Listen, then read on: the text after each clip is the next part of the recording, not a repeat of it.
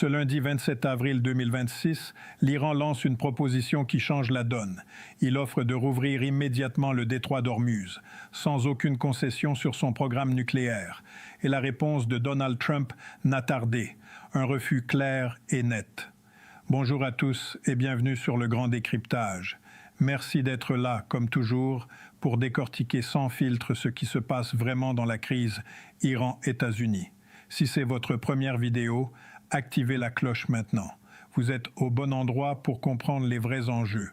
On va passer les prochaines minutes à analyser ce nouveau coup de théâtre.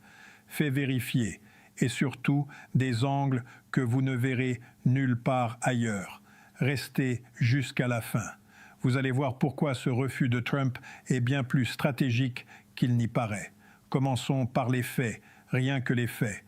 Selon des sources concordantes publiées ce matin, dont Axios et des canaux officiels iraniens relayés via le Pakistan, Téhéran a transmis une offre très précise aux intermédiaires.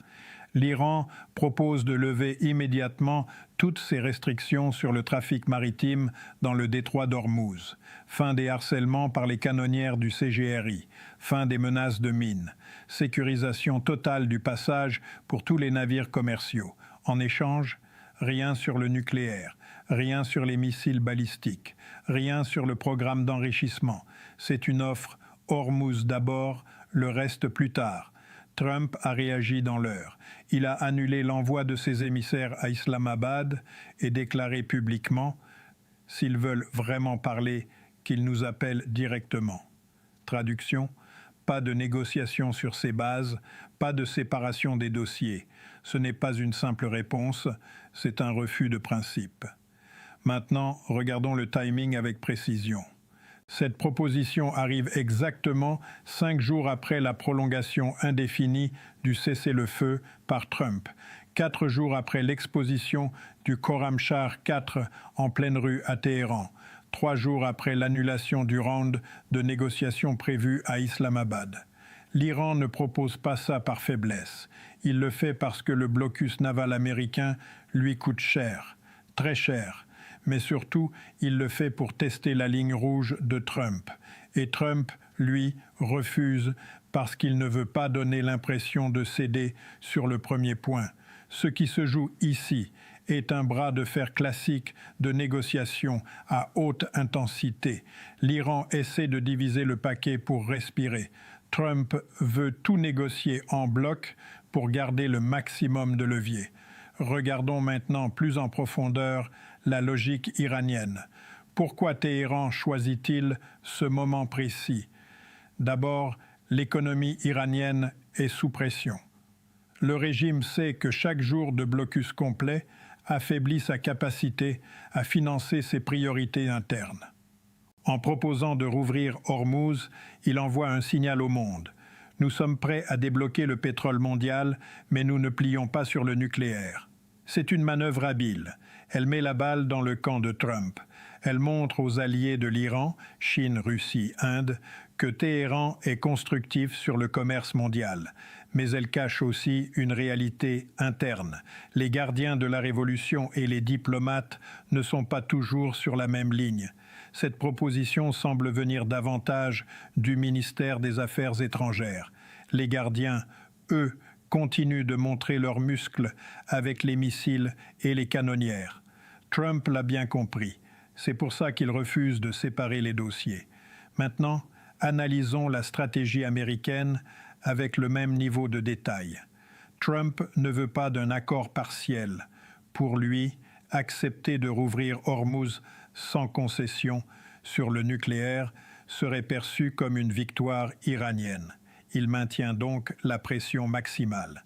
Son calcul est clair. Plus l'Iran souffre économiquement, plus il sera obligé de revenir à la table avec un paquet complet. C'est la doctrine de la pression maximale version 2.0. Elle a déjà fonctionné une fois. Trump pense qu'elle peut fonctionner à nouveau.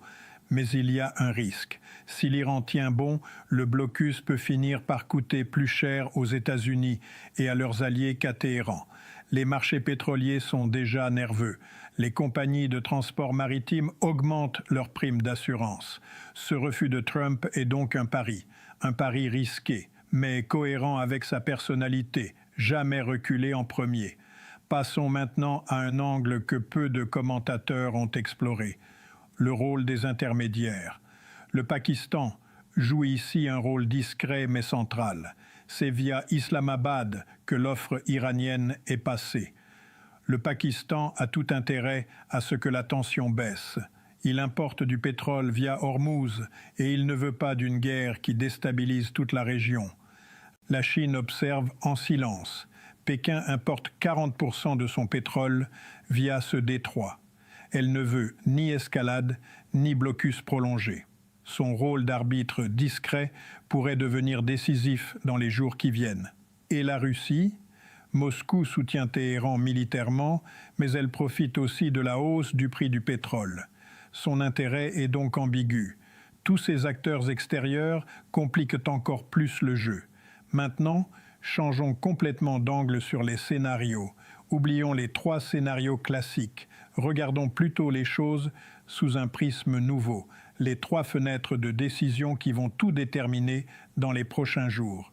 Fenêtre 1, les 48 prochaines heures, la fenêtre du test Trump, va-t-il maintenir son refus catégorique ou va-t-il laisser une porte entrouverte via un canal indirect?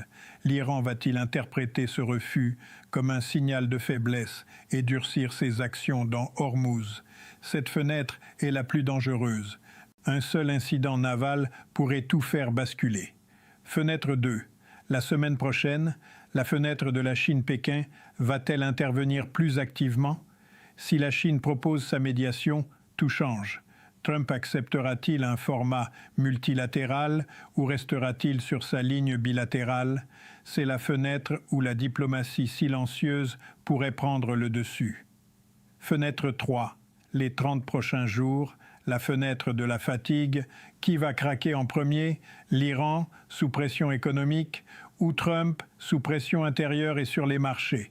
Cette fenêtre est la plus longue, mais aussi la plus décisive. Celui qui tiendra le plus longtemps aura l'avantage.